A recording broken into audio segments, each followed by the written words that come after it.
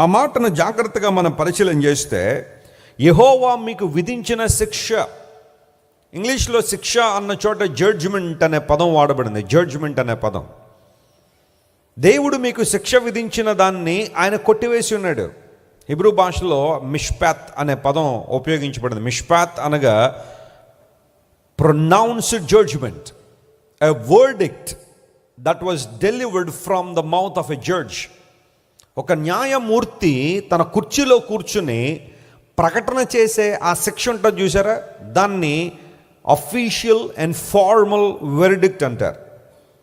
Pronounced judgment from the mouth of a judge is called మిష్పాత్. ఆ పదం వాడారు ఇక్కడ. దేవుడు మీకు విధించిన శిక్ష, దాన్ని దేవుడు కొట్టేశాడు ఆయన. చూడండి, కోర్టు కేసుల్లో కేసు కొట్టేశారు అనగానే కొంతమందికి ఏముంటుంది చెప్పండి? సంతోషం, ఆనందం. రాజమండ్రి సెంట్రల్ జైల్లో 2 ఖైదీలు ఉరిశిక్షకు సిద్ధపరచబడ్డారు. చాలా సంవత్సరాల క్రితం జరిగిన సంఘటన.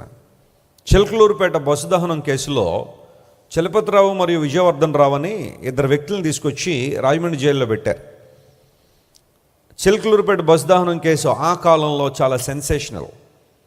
దాదాపుగా 30 మంది బస్సులో సహీదవనం అయిపోయారు. చాలా భయంకర విషయమే అది, ఏ ఒక్కరూ క్షమించకూడని విషయం అది. అయితే వాళ్ళని తీసుకొచ్చి జైల్లో పెట్టారు. ట్రయల్స్ జరిగాయి, కోర్టుల చుట్టూ తిప్పారు, న్యాయమూర్తులందరూ పరిశీలన చేశారు. ఫైనల్గా వాళ్ళిద్దరిని కూడా చంపేసేయండి, ఊరేసేసేయండి, ఊరి శిక్ష విధించారు. డెత్ సెంటెన్స్ అండ్ పెనల్టీ వారి మీద ప్రకటించబడింది. వాళ్ళు కూడా సిద్ధపడిపోయారు. రాజమండ్రి సెంట్రల్ జైల్లో పెట్టారు. పెట్టిన తర్వాత ఆ రోజు రానే వచ్చింది. నాకు తెలిసి, ఎందుకంటే మా హౌస్ అక్కడ దగ్గరగానే ఉంటుంది కాబట్టి, ఆ రోడ్డు వెళ్తుంటే ఆ రోజంతా సెంట్రల్ జైల్లో లైటింగ్ పెట్టారు బాగా గట్టిగా. ఎందుకంటే 2 వ్యక్తుల్ని అక్కడ ఉరివేయబోతున్నారు. ఎప్పుడో 1976 సంవత్సరంలో నంబి కృష్ణ అని ఒక ఆయన్ని ఇక్కడే రాజమండ్రి సెంట్రల్ జైల్లో హ్యాంగ్ చేశారు. మళ్ళీ ఆ తర్వాత ఉరిశిక్షలు లేవు. ఆ తర్వాత మళ్ళీ వీళ్ళకే ఉరిశిక్ష విధించారు. అన్నీ రెడీ చేశారు. మ్యాజిస్ట్రేట్ దగ్గర నుంచి అందరూ కూడా వచ్చేశారు. ఆ డెత్ పెనల్టీ ఎగ్జిక్యూట్ చేయడానికి చాలామంది అధికారులు వచ్చారు. పేపర్ నిండా అవే విషయాలు. తెల్లవారుజామున 5 గంటలకే తెల్లవారక మునిపే ఉరివేసేయాలి కదా. వాళ్ళిద్దరినీ కూడా రెడీ చేయడానికి ఆ సాయంకాల సమయంలో పోలీసు వాళ్ళ దగ్గరికి వెళ్ళి, మీ చివరి కోరిక ఏంటి అని అడిగారు. యూజువల్గా అలాంటి డెత్ పెనల్టీ ఉన్న వాళ్ళు ఎవరికైనా చివరి కోరిక ఏంటి అని అడుగుతారు. చివరి కోరిక ఏంటి అని. భగత్ సింగ్ అనబడే వ్యక్తి, స్వాతంత్రోద్యమంలో పాల్గొన్న వ్యక్తి భగత్ సింగ్ను కూడా ఆ కాలంలో బ్రిటిష్ వారు ఉరివేసి చంపేసినప్పుడు అతను కూడా అడిగాడు చివరి కోరిక ఏంటని. ఒక సాధారణ మహిళ, బహుశా ఆమె పేరు నాకైతే గుర్తులేదు, కానీ ఆమె చేతి వంట తినాలని ఉంది అంటే ఆమెతో వండించి ఆహారం పెట్టిన తర్వాత భగత్ సింగ్ని చంపేశారు. అలాగే ఉరిశిక్ష వేసే వాళ్ళందరికీ కూడా చివరి కోరిక ఏంటని అడుగుతారు. సద్దాం హుస్సేన్కి కూడా ఉరిశిక్ష విధించబడినప్పుడు అతను కూడా అడిగారు, నీ చివరి కోరిక ఏంటంటే నాకేమీ లేదన్నాడు, కోరిక ఏమీ లేదన్నాడు. ఆ తర్వాత తీసుకెళ్ళి ముసుగు వేస్తుంటే నాకు ముసుగు వేయకుండా చంపేసాడు అన్నాడు ఆయన. యూజువల్గా ఆ ఉరిశిక్ష వేసే వాళ్ళకి నల్లటి ముసుగు ధరింపజేస్తారు. ఆయన అన్నాడు, ఈ ముసుగు లేకుండా నన్ను చంపేసాను పర్వాలేదు అని అంటే, సద్దాం హుస్సేన్కి ముసుగు లేకుండానే ఉరి వేశారు. అప్పటికైనా వృద్ధాప్యంలోకి వచ్చేసాడు కాబట్టి పెద్ద కష్టం ఏం కలగల. అలా కొంచెం బిగించి ఉరి బిగించగానే చచ్చిపోయాడు. ఇలా కొంతమందికి అలాంటి పరిస్థితులు ఉన్నప్పుడు ఈ వ్యక్తులు కూడా ఉరిశిక్ష విధించారు కదా. సాయంకాలం వచ్చి అడిగారు, మీ చివరి కోరిక ఏంటని. ఇద్దరూ కూడా ముక్తకంఠంతో చెప్పిన మాట ఏంటో తెలుసా?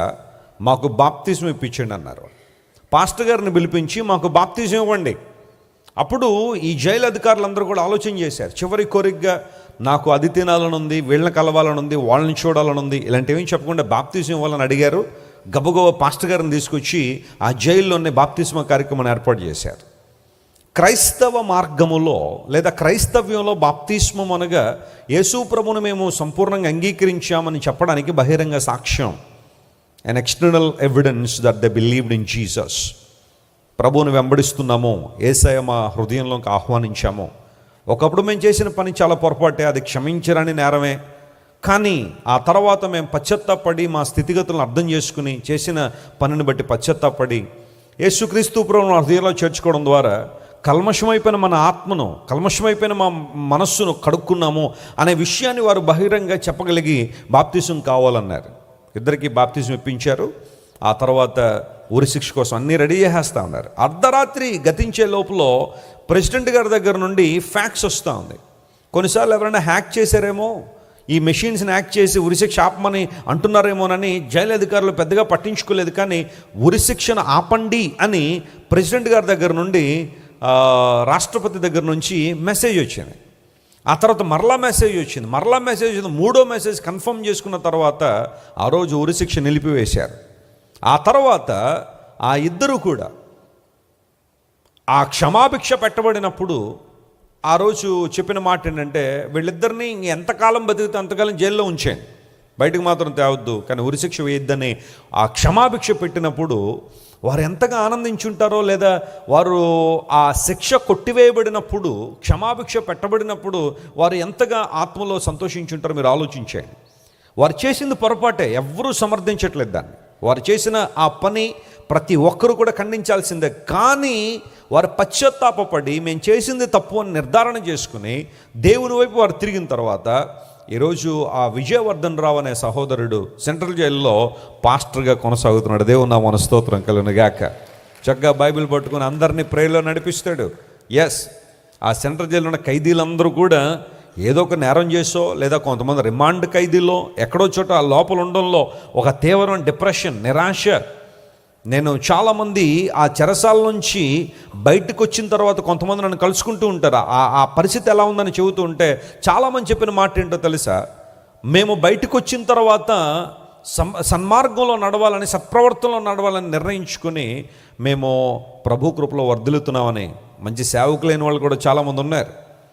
పదే పదే బైబిల్ చెబుతున్న మాట కూడా అదే, నీ గతం ఎంత దౌర్భాగ్యమైందైనా, నీ గతం ఎంత భయంకరమైందైనా, when you start your journey with God, దేవునితో నీ జీవితాన్ని ప్రారంభిస్తే, కాగా ఎవడైనను క్రీస్తునందున ఎడల వాడు నూతన సృష్టి, పాతవి గతించును, సమస్తం ఏమైనాయి నూతనపరచబడ్డాయి.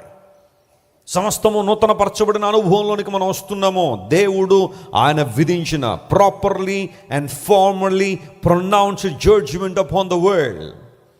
No sin in the world will go unpunished. ప్రపంచంలో, ఈ భూలోక చరిత్రలో ఏ పాపము కూడా శిక్షించబడకుండా పోదు. పాపం అనగా దేవుని మాటకు అవిధేయత చూపించడం, మిస్సింగ్ ద మార్క్. సిన్ అనే మాటకు సరైన అర్థం ఏంటంటే మిస్సింగ్ ద మార్క్. దేవుడు ఒక స్టాండర్డ్ని సెట్ చేశారు. దేవుడు ఒక జీవితాన్ని మనకిచ్చి ఇలా నువ్వు బ్రతకాలని దేవుడు చెప్పినప్పుడు అలా బ్రతకపోవడమే అదే పాపం. మిస్సింగ్ ద మార్క్ అనే ఆ అర్థం ఇచ్చే ఆ సిన్ అనే మాటకు అర్థం అదే. దేవుడు అన్నాడు, మీరు ఇది చెయ్యండి, ఇది చేయకూడదని దేవుడు ఖచ్చితంగా చెప్పేశాడు. ఆయన మనం చేస్తున్న పని ఏంటంటే చేయవద్దు అన్న పనులు చేస్తున్నాము, చెయ్యండి అన్న వాటిని ఏం చేయట్లేదు, మనం చేయట్లేదు.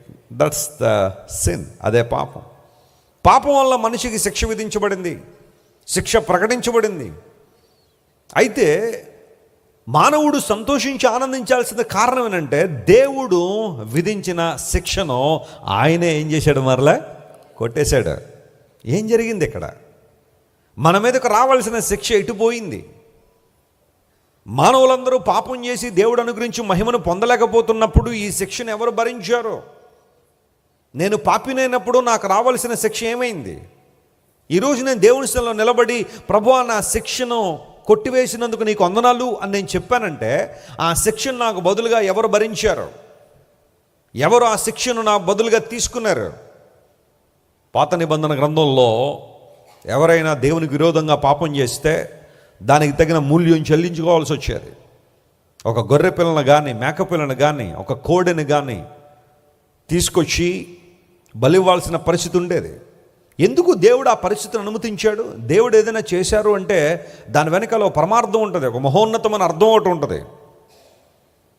ఆ బలి చేయబడాల్సిన ఆ జంతువును తీసుకొచ్చిన తర్వాత ఏ వ్యక్తి అయితే ఆ బలిని అర్పించబోతున్నాడో ఆ వ్యక్తి తన చేతులను తీసుకెళ్ళి ఆ జంతువు తల మీద పెట్టాలి. పెట్టి, వాస్తవంగా పొరపాటు చేసింది నేను, తప్పు చేసింది నేను, పాపం చేసింది నేను కదా చనిపోవాల్సింది, కానీ నా శిక్షను, నా పాపాన్ని, లేదా నా మీదకి రావాల్సిన భయంకరమైన ఉగ్రతను నీ మీదకి ట్రాన్స్ఫర్ చేస్తున్నాను, నీకు ఇచ్చేస్తున్నా, నువ్వు నా పక్షంగా భరించు అన్నట్టుగా ఆ వారు చేతులేసి ఆ తర్వాత ఆ గొర్రె పిల్లలు కానీ, మేక పిల్లలు కానీ వధించేవారు. యాజకుడు చేయాల్సిన పని కూడా అదే. అయితే యేసుక్రీస్తు ప్రభువారు ఈ లోకానికి ఎందుకు వచ్చారు 2000 సంవత్సరాల క్రితం అంటే, ఆయన మనందరి పాపాన్ని సిలువలో భరించి, సిలువ మరణం ద్వారా సంధి చేసి, రికన్సిలియేషన్ అనేది యేసు ప్రభువారు చేయడానికి ఈ లోకానికి వచ్చారు. ఆయన సిలువ మీద మనందరి కోసం మరణించి, తన రక్తాన్ని కార్చి, దారదారులుగా తన రక్తాన్ని చిందించి, మన స్థానాన్ని ఆయన కోరుకునే, మన మీదకు రావాల్సిన శిక్ష ఆయన భరించి, ఇప్పుడు ఆయన చెప్పిన మాట ఏంటో తెలుసా? ఎవరైతే నా యందు విశ్వాసం ఉంచుతారో, ఎవరైతే నా యందు నమ్మిక ఉంచుతారో, వారందరి మీద ఉన్న శిక్ష నేను ఏం చేస్తున్నానో కొట్టివేస్తున్నాను. మీరు ఇంతవరకు విన్న దైవ సందేశం మరియు దేవుని సేవకులు చేసిన ప్రార్థన మీకు ఆశీర్వాదకరముగా ఉన్నదని విశ్వసించుచున్నాము. ఈ సందేశాన్ని మీ స్నేహితులకు, బంధువులకు షేర్ చేయండి. మీకు ఏదైనా ప్రార్థన అవసరత ఉన్నచో మా ఫోన్ నంబర్లకు కాల్ చేయండి. దేవుడు మిమ్మల్ని ప్రేరేపిస్తే విశ్వాసంతో సాగుచున్న ఈ పరిచర్యను ప్రోత్సహించండి. మరిన్ని వర్తమానాలు, పాటలు వినుటకు జాన్ వెస్లీ మినిస్ట్రీస్ అను మా యూట్యూబ్ ఛానల్ను సబ్స్క్రైబ్ చేసుకొనండి. ప్రభువైన యేసుక్రీస్తు కృప మీకు తోడైండును గాక.